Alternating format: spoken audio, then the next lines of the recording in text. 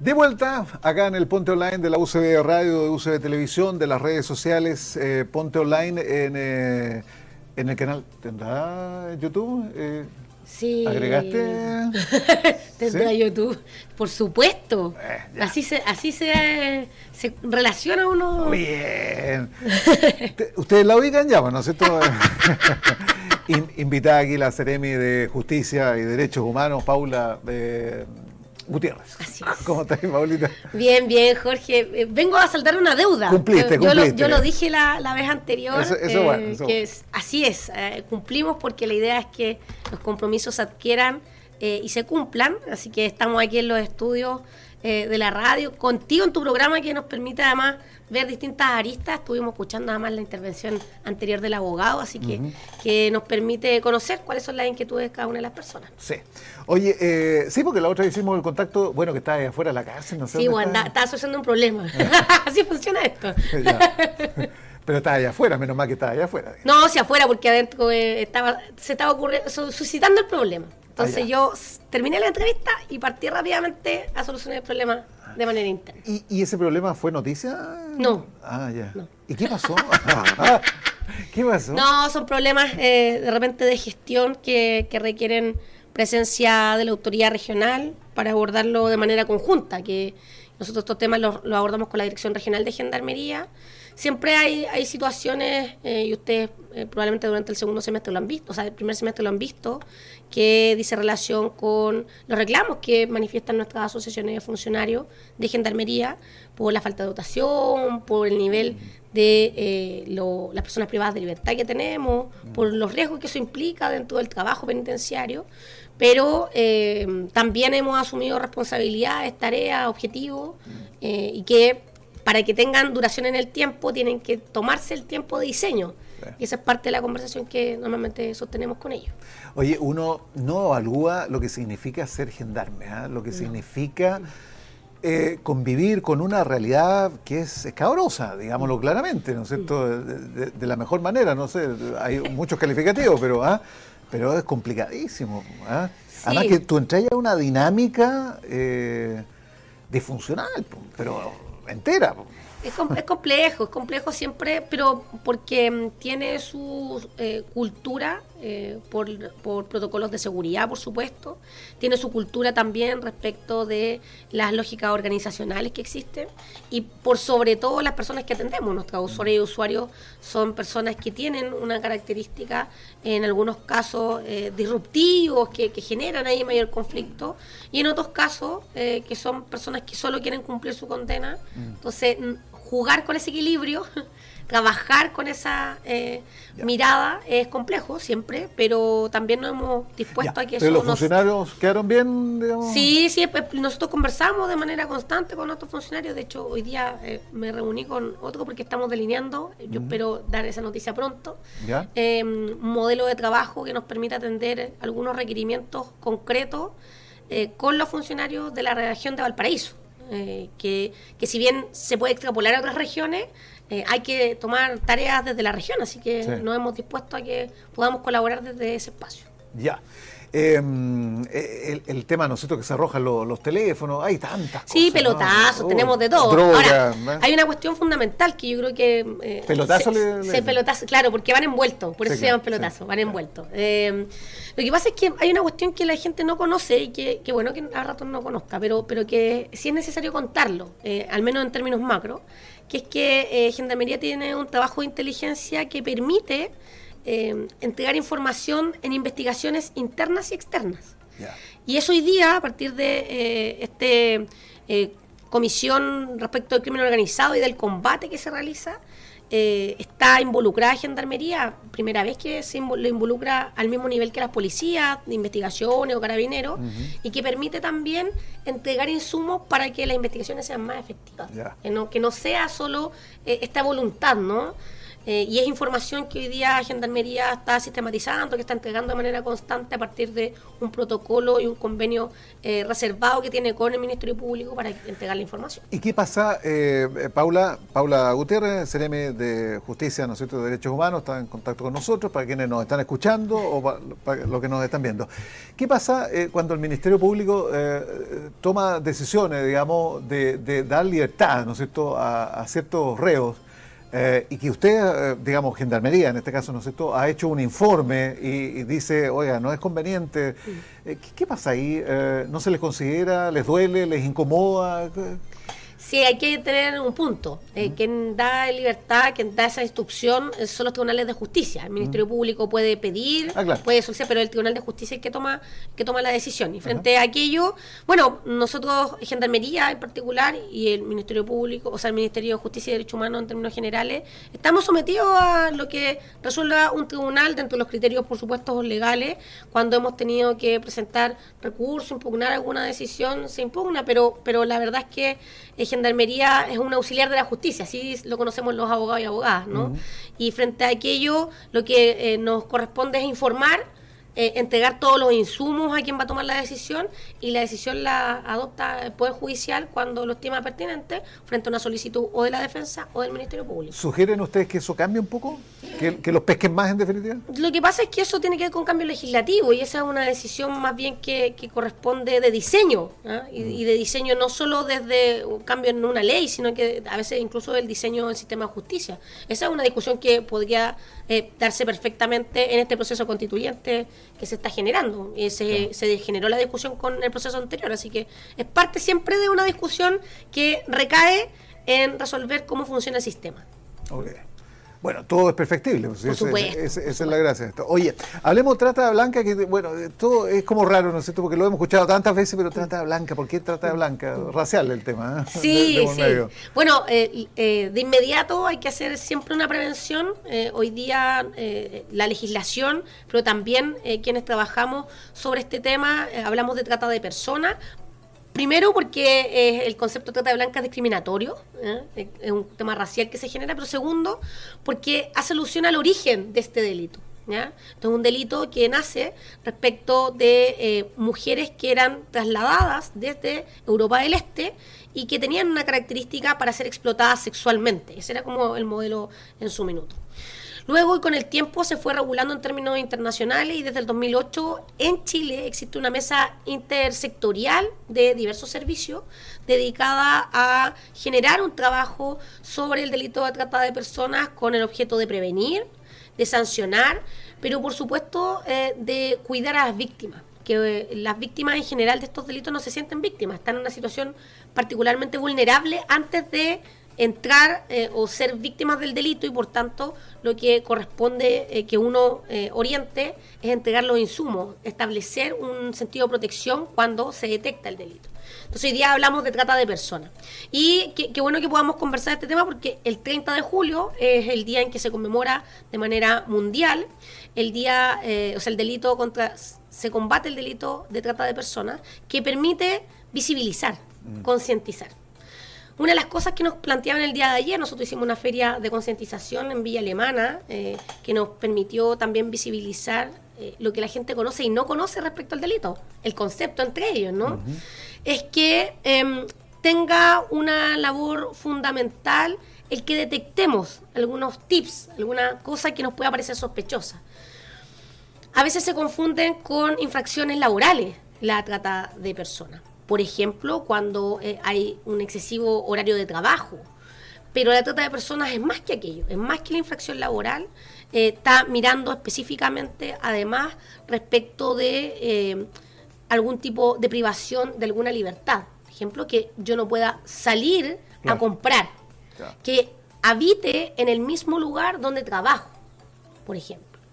Eso también sería considerado. Podría ser un tips. No se consideran por sí solos, y por eso es tan complejo. Es así de complejo que hemos detectado en fiscalizaciones preventivas que se cometen infracciones laborales, pero que no necesariamente se genera el delito de trata de personas. ¿Cuál es la dificultad? Y por eso entregamos tips. Por ejemplo, que alguien no tenga su cédula de identidad, o su pasaporte, o su DNI, en el caso de los extranjeros. Porque no tiene la libertad de moverse, la libertad de circular libremente en el caso de querer simplemente ir a dar una vuelta.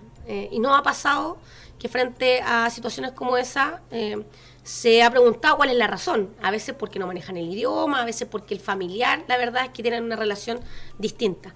Ninguno de estos factores por sí solo son trata de personas, sino que es necesario analizar el contexto. Y a eso nos hemos dedicado durante todo este primer semestre, a entregar insumos a nuestras funcionarias y funcionarios, porque son los ojos del Estado. Sí, y me imagino que también tuvo un incremento importante, digamos, en el tema de los migrantes, ¿no es cierto? Que vienen, que son verdaderas bandas, que están conformadas, que están súper organizadas y que traen a personas que con todas las carencias que tienen, ¿no es cierto?, la familia, y que, bueno, aquí las armas las estructuran, digamos, para fines sexuales y todo lo demás. Ahí hay un enfoque súper claro, ¿no? Sí, el delito de trata de personas tiene dos grandes características. Uno es que no opera solo respecto de personas extranjeras, sino que también puede haber trata interna. O sea, que alguien de la zona norte o de la zona sur se traslada al centro o a la inversa, sí, claro, ¿no? Que son cosas que además invisibilizamos porque estamos de repente ojo, normalizando, ¿no? Y hombre o mujer, digamos, indistintamente. Así es. Porque con un foco sí, porque tienen una situación especial de vulnerabilidad, que es el segundo punto característico de la trata de personas, con un foco en niños, niñas, adolescentes y mujeres. Perfecto. Por la situación que se genera. Y esa es la normativa a nivel internacional y que por supuesto tiene Chile. Nos ha pasado que en estas capacitaciones que se han generado a nivel regional, nos hemos acordado de casos, no sé, que se generaron hace mucho tiempo, 20 años, y que el Ministerio Público al inicio de su labor no tenía cómo hacerse cargo porque no existía el delito. Hoy día ese delito existe, entonces por eso también difundimos el proceso que implica la denuncia de trata de personas. Pero además hay una tercera característica que el gobierno del presidente Gabriel Boric ha añadido, porque hay que darle un contexto. Esto es un delito de crimen organizado. Estas bandas es algo que desde el derecho internacional se ha visto de esa manera, como un delito transnacional. Nosotros hoy día hablamos que trata de personas es parte del crimen organizado y por tanto es una cuestión que hay que focalizarla con esas características. Y hay intercambio de información, me imagino, la policía, los ministerios públicos correspondientes de cada país, qué sé yo. Sí, efectivamente hay un marco y un protocolo que trabaja aquello y que permite esa interacción y desbaratamiento de bandas cuando eso se ha podido generar. Es complejo porque las personas no denuncian, por eso estamos en este ejercicio de informar, porque no conocen. Porque también... Por miedo, por tantas cosas. Pero también por una cuestión que les pasa a quienes son víctimas, que estaban en una situación más vulnerable de la que hoy día se encuentran cuando son víctimas de trata de personas. Más vulnerables porque, por ejemplo, no tenían que comer. Entonces hay una situación también de vulnerabilidad que se abusa por parte de quienes delinquen respecto a este delito, y por tanto es una tarea fundamental, no solo que los funcionarios y funcionarios públicos sepan, sino que también que la sociedad civil, y por eso en el segundo semestre nos vamos a abocar a hacer capacitaciones respecto de la sociedad civil. Tenemos organizaciones que se dedican a proteger a víctimas de trata de personas. Yo creo que esa es una tarea fundamental que debemos promover. ¿Está asociado también a la pobreza? 390 y tantos mil, ¿no es cierto? Según la CACEN. Según la CACEN, sí. ¿Tiene alguna...? Hay algunos atisbos, por supuesto, a propósito de la explotación laboral y sexual que pudiesen darse sin ninguna dificultad, pero también hay otra característica, y había un ejemplo que hemos dado en varias ocasiones en nuestras capacitaciones, que es también la vulnerabilidad emocional. No tener red de apoyo, no tener redes que se preocupen, en definitiva, de lo que pasa con uno. Nos puede pasar con niños, niñas, adolescentes, por ejemplo, que no tengan red y que puedan ser sometidos a este tipo de delitos. Y por tanto, es necesario no solo que la familia esté mirando, no solo que las comunidades estén mirando, sino que esté mirando el Estado en su conjunto. Y el Estado, desde sus funcionarios públicos, pero también de la sociedad civil.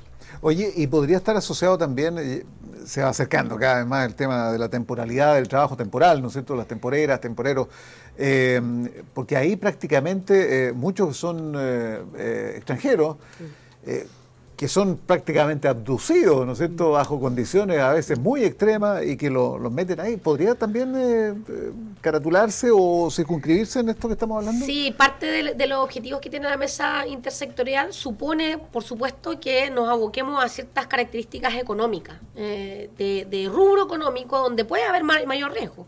Y uno de los rubros que son propios por las características que tienen son, por supuesto, el sector agrícola. Y ahí la labor, más bien, no es que nosotros combatamos al sector agrícola, sino que se practique, que se enseñe, que se capacite para que no cometan el delito, para que se atiendan las condiciones laborales, pero también se enseñe idioma. Una de las características que tienen respecto a los extranjeros es que no saben hablar español, entonces siempre hay una persona que habla por 20, por ejemplo.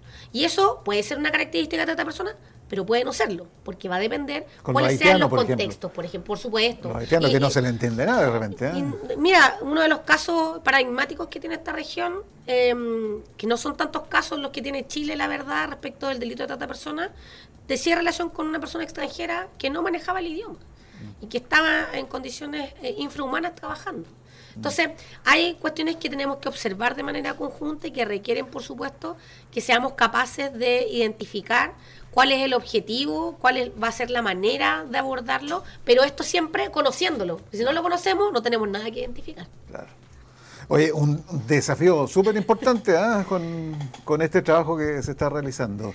Ya, y esto fue como una presentación, fue una concientización, como dices tú. Sí, hemos hecho, la verdad, un trabajo de concientización desde que asumimos el abril del 2022, mayo del 2022, el subsecretario de Interior, que está a cargo de liderar esta labor en Chile, es quien nos ha instruido a los Seremis de Justicia y Derechos Humanos para que seamos puntos focales de estas labores en las regiones, para que no recaiga todo en la delegación, porque ahí hay labores que se cumplen, pero que hacer esta labor de concientización requiere sistematización y una articulación de una serie de servicios, fiscalizadores, personas que se dedican a la protección de víctimas, incluso gente, nosotros lo hemos conversado así, que se dedica a la promoción de derechos, por ejemplo el INDH.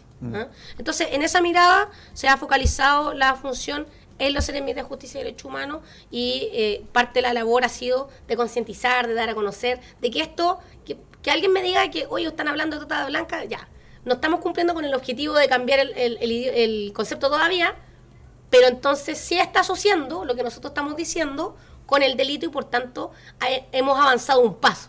Conoce que algo existe y esto es una tarea permanente del Estado. Yo creo que ahí tenemos una labor bastante fundamental. Y voy a pasar un aviso de inmediato, porque ha sido parte de los objetivos que nos hemos propuesto, es que durante el primer semestre, si bien hemos capacitado en todas las provincias de la región de manera presencial y telemática, incluyendo a nuestros territorios insulares, a nuestros funcionarios y funcionarios públicos, nos parece fundamental que esta primera etapa terminara en una instancia de diálogo para ver cuáles son los desafíos regionales que podemos establecer.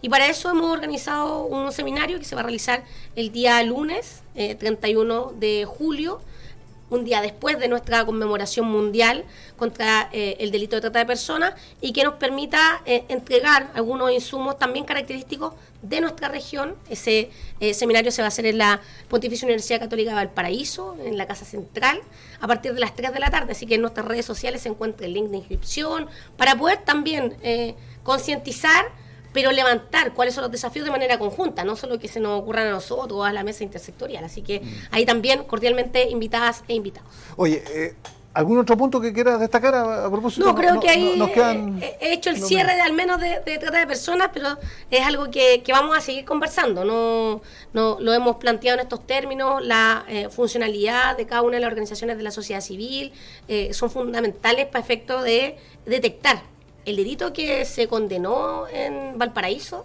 en la región de Valparaíso, es un delito que lo detectó la sociedad civil. Entonces, ahí tenemos una labor colaborativa que de repente no siempre vislumbramos. Así que prefiero que quede muy constantemente presente, que es una tarea de todas y todos. Oye, responda hasta donde queráis nomás, en todo caso. Ya se puso nervioso. Oye, bueno, el jefe aquí, Luis Cordero, ¿no es cierto?, el ministro de Justicia, ha dicho que solo Tarapacá, Atacama y Biobío, Vivienda exige, ¿no es cierto?, el Ministerio de Vivienda exige la garantía de convenio con fundaciones privadas. Una mirada política, digamos, un comentario político. Tú eres política, ¿no? Tú tenías opinión. Así que, ¿qué te parece todo esto? Porque el contexto es bien, no solamente ensombrecedor, raro, oscuro, sino que está dejando muy mal parado muchas cosas que están funcionando bien. Algunas fundaciones que estaban haciendo trabajo, pero aquí se empañó absolutamente todo. Bueno, ahí hay una tarea de Estado que mirar. Cuando uno plantea estas posibilidades legislativas, desde la mirada política también, de cómo es que la sociedad civil se involucra en las tareas del Estado, lo que hay que mirar es qué tipo de controles se establecen. Y una de las cosas que ha planteado el ministro Cordero ha sido la laxitud de la normativa. El que no se establezca como requisito establecer boletas de garantía. Eso es un problema. Sí. Y que lo exijan, probablemente, y así lo ha dicho el ministro, tiene que ver con una recomendación de la Contraloría respecto de buena administración, pero no como una exigencia legal. Entonces ahí tenemos una tarea que tiene particularmente el Congreso, el Ejecutivo como colegislador, pero el Congreso en particular, de ver cuáles son los requisitos que tenemos que establecer, de reestudiar este modelo que se estableció en su minuto y por supuesto de que quienes realizan su buena labor, fundaciones, corporaciones, puedan seguir realizándolo en la medida que cumplan los requisitos que se van a establecer. Yo creo que ahí hay una cuestión no menor. Es absolutamente condenable cuando se utiliza el dinero de todas y todos, y esto es dinero del Estado de Chile, de cada una de esos ciudadanos y ciudadanos que compra el pan. Hay impuestos también. Entonces, hay una mirada. Es un golpe fuerte para el Frente Amplio, porque aquí, básicamente, Revolución Democrática. Hemos tenido conocimiento en ¿no es cierto?, en el Biobío, con lencería, con temas increíbles. O sea, es un chiste, una caricatura, ¿no es cierto? Los propios diputados han hablado de esa manera. ¿Es un golpe fuerte? Yo creo que todo este tipo de procesos son golpes a cómo se lleva a cabo la labor gubernamental, ¿no? Y frente a aquello, lo que al menos nosotros hemos adoptado es que se pongan antecedentes todos los requerimientos que establezcan tanto la Cámara de Diputados como en su labor fiscalizadora, pero también la Contraloría, y que en el caso del Ministerio de Justicia y Derechos Humanos, que nos corresponde además realizar fiscalizaciones respecto de personas jurídicas, que esas fiscalizaciones se lleven a cabo. Hay parte de esos procesos que se están realizando, ya lo ha dicho el ministro, de hecho, respecto de Democracia Viva, la fiscalización se llevó a cabo desde esa mirada y se trabaja también colaborativamente con los ministerios donde se pueden estar suscitando de mayor manera este tipo de actuación. Ya, aquí sale la cuña. Aquí sale la cuña. Oye, bueno, y el robo, ¿qué te parece, digamos? Mirado desde fuera, ¿no? Pero la derecha le echa la culpa a la izquierda, ¿no es cierto? La izquierda le echa la culpa a la derecha. Pasó con una diputada, ¿no es cierto?, en el día de ayer o anteayer. ¿Cómo se explica una cuestión así? A propósito, no se ha perdido ningún computador ahí, ¿no? No, nosotros no tenemos un régimen prusiano, diríamos, por ahí respecto del control de nuestros ingresos. Pero hay una cuestión que también que me pasa un poco con el tema de convenios, que es que atacamos de manera parcelada el problema. Y cuando uno ve cuáles son las medidas de seguridad que tienen nuestras instituciones públicas, que están solas, en el caso de la Seremía está en un edificio institucional, entonces hay controles establecidos, pero en el caso, por ejemplo, de oficinas que están aisladas, que están solas, sin compartir espacio, la pregunta que uno se hace es, bueno, ¿a quién le depositamos esa labor de custodia? Y de las cosas que se han cuestionado, tiene que ver con los guardias de seguridad privados. Sí. Bueno, si no son los guardias, ¿quién? ¿A quién? Voy a traer a colación un diputado. Un diputado dijo, tienen que ser las Fuerzas Armadas. Y le han preguntado a las Fuerzas Armadas, más allá de lo normativo, ¿no? Si eso es posible, pero que haga custodia, así lo planteó el diputado. Entonces, yo creo que por eso tiene que ser una mirada con altura. respecto de Sí. la seguridad que No, tienen nuestras instituciones públicas. Hay que ser templado en estos casos, ¿no es cierto? Y sí, esa es una opinión, hay otras tantas, ¿no es cierto? Muy estrafalarias, ¿no es cierto? Así Que es. Por eso yo pongo el punto respecto de la seguridad de instituciones públicas, responde más bien a ver en su conjunto cómo nos hacemos cargo de la seguridad de todos los servicios, de que se cumplan los protocolos y que no sea solo un checklist, ¿no? De que ocupemos la credencial, que entremos en los horarios que corresponden, que nadie crea además que una autoridad va a llamarle a las 12 de la noche para hacer retiro de algo, sino más bien hay que cuestionar que eso ocurra. Así que hay medidas de seguridad que se adoptan. Ya, Paula, un gusto. Nos encontramos en cualquier momento para seguir hablando. No, muchísimas gracias, Jorge. Así que me encantó este espacio. Voy a venir más seguido en términos físicos. No, sí, tenía que pasar esto, que viniera de manera presencial. Muchísimas gracias. Que esté muy bien. Igual. Oye, nos vamos a la pausa. Seguimos en el programa. Nos queda un bloque entero, todavía 1 hora del Ponte Online. Estamos presentando Ponte Online, el primer programa